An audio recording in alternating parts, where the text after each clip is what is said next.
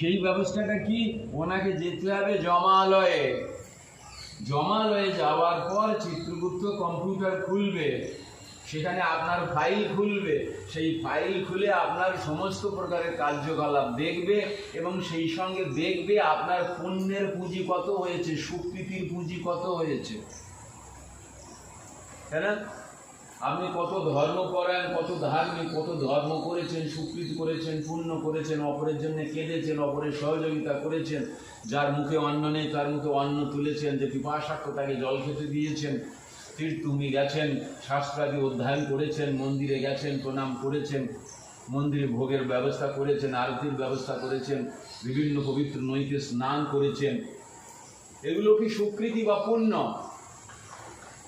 তাহলে যখনই ওখানে গিয়ে আমি বলবো যে আমাকে একটা মানুষের শরীর দেন, যমরাজের কাছে গিয়ে মানুষের শরীর চাওয়া মানে এখানে দোকানে যে হায়েস্ট বলেছিল 15,000-এর পাঞ্জাবি, সেইটা হলো 84 লক্ষের মধ্যে শ্রেষ্ঠ শরীর কি? মানুষের শরীর।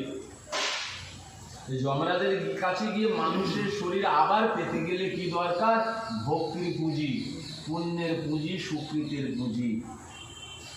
আর এই পুঁজি যদি আমার না থাকে তাহলে আমি কি শরীর পাবো?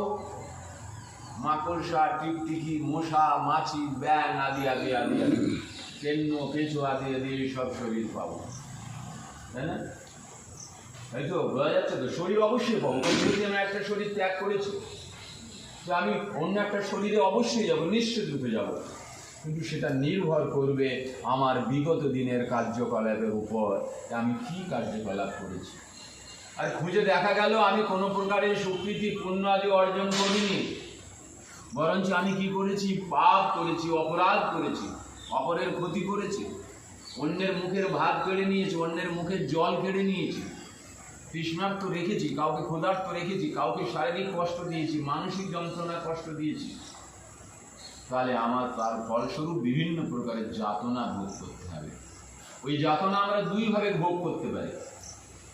কেমন ভাবে? ওই যাতনার কষ্ট অনুভব করে, অর্থাৎ মানুষে জন্মগ্রহণ করলাম আবার, কিন্তু কষ্টময় জীবন। আর ওই যাতনা অন্যভাবেও ভোগ করতে পারি আমরা, বিভিন্ন প্রকারের নিম্ন ইয়নিতে জন্মগ্রহণ করে, পশু আদি ইত্যাদি ইত্যাদি প্রাণীরা। তো এখানে একটা জিনিস শুরুতে জেনে নেওয়া ভালো। তো অনেকে বলেন কোথায় স্বর্গ কোথায় নরক, কে বলে তা বহুদূর। মানুষের মাঝে স্বর্গ নরক, মানুষেতে সুরাসুর, এরকম আমরা পড়ি ছোটবেলায়। এই ধারণা নিয়ে অনেকে বলে কোথায় নরক গো, কোথায় স্বর্গ গো? স্বর্গ রয়েছে, নরক রয়েছে, সবই আছে, তাই না? তথাপিও আমরা কিন্তু এখানেই কষ্ট ভোগ করি। তাহলে ওখানে কি নরক মিথ্যা? ওখানে নরক মিথ্যা নয়, ওখানে নরক হলো ট্রেনিং সেন্টার। নরকটা কি? Training centre. মনে করুন এই জন্মে আমি মানুষ হয়ে জন্মগ্রহণ করলাম, আর আমার পাপ কর্মের দ্বারা আমি আগামী জন্মে শুয়োরের শরীরে গেলাম।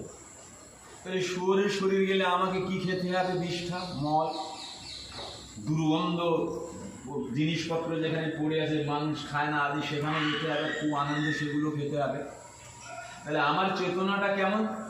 আমি তো শরীর ত্যাগ করেছি, কিন্তু আমার যে পূর্ব চেতনা, মন, বুদ্ধি, অহংকার, সেটা কার? মানুষের। এই ঝপ করে যখনই আমি শুয়োরের শরীরটা পাবো, আর আমাকে যখন এরকম বিষ্ঠা খেয়ে থাকতে হবে, তখন কিন্তু আমি বিষ্ঠা খেতে রাজি হব না। তাই ভগবানের যে ব্যবস্থা, যমরাজের কি ব্যবস্থা, যে আমাকে শুয়োর বানিয়ে আগে বিষ্ঠা খাওয়ার প্র্যাকটিস করাবে নরকে। সেখানে যখন গিয়ে আমি ওয়েল ট্রেন্ড হয়ে যাব, তারপরে এই পৃথিবীতে আমাকে শুয়োরের জন্ম দিয়ে পাঠাবে।